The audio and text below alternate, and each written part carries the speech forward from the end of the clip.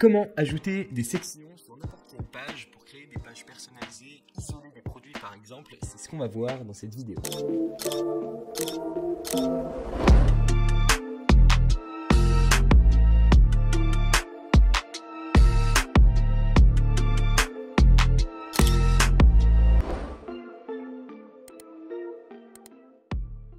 Il y a une seule chose à noter, c'est que si tu veux plusieurs pages personnalisées, donc plus d'une, il va falloir dupliquer ce process à chaque fois. Il n'existe pas de vraie solution pour Shopify pour pouvoir le faire plusieurs fois. Cependant, il en existe une pour le faire une fois et après, tu pourras dupliquer les sections que tu veux intégrer à l'intérieur de ta page et dupliquer aussi le template de page.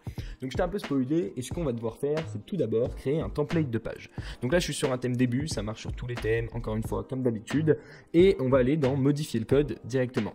Alors, une fois qu'on est dans modifier le code, il va falloir aller dans le dossier template et créer un nouveau template de page qu'on va appeler page.custom. Si tu veux en créer plus, tu l'appelleras page.custom1, custom2, custom3, ou tu l'appelleras comme tu veux en fait.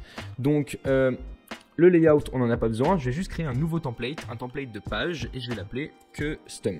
Ok, je crée mon modèle. Et il va être généré avec déjà la page title et le page content qui sont des variables et c'est exactement ce que tu peux éditer toi directement depuis ta partie page. Donc on va aller directement à l'intérieur. Donc là on se trouve dans la partie page et on va pouvoir créer une nouvelle page. Donc ajouter une page et tu vois que c'est un peu comme dans l'édit de produit, on peut changer le titre et le contenu et on peut choisir un modèle de page et on voit qu'il y en a un nouveau, c'est notre page.custom. Donc là il n'y a rien qui va changer parce qu'on garde les éléments de base. Donc là on va l'appeler custom. J'enregistre. Donc ça et ça va être des variables qui vont être remplacées ici. Page title et page content.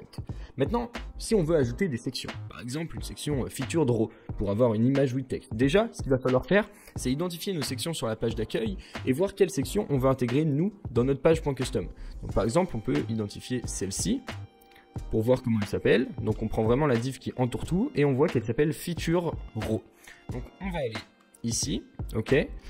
Et on va vérifier si dans section elle s'appelle bien feature row, feature-row. C'est exactement ça. Donc on va l'appeler comme ça. Section, pour dire que c'est contenu dans une section. Et feature row. Ok, on ferme. On regarde si c'est bien exactement la même syntaxe, sinon ça ne marchera pas. Feature row. Ok.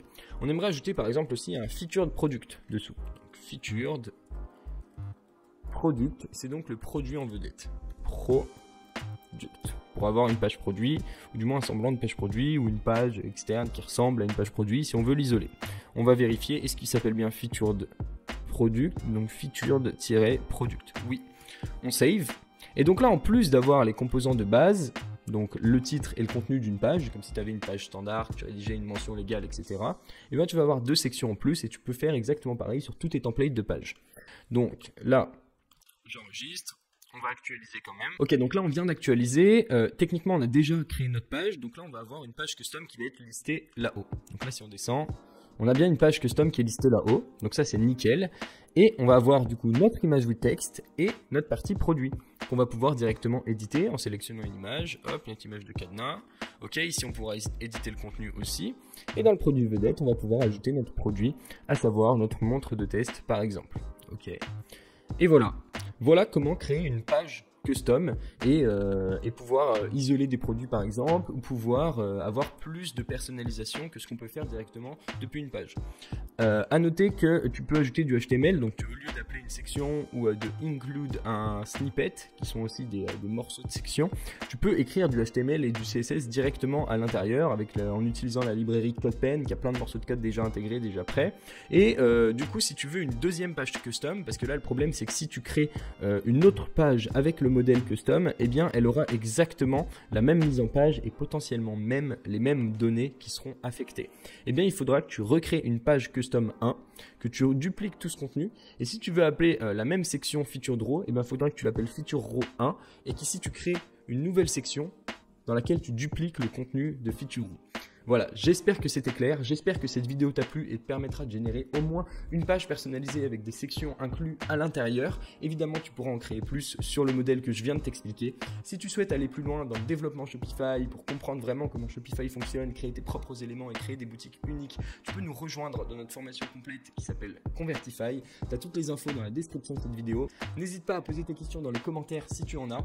Un petit pouce bleu, ça fait toujours plaisir pour prévenir les autres utilisateurs que ce contenu est cohérent. Et nous, on se retrouve dans une prochaine vidéo. À très bientôt.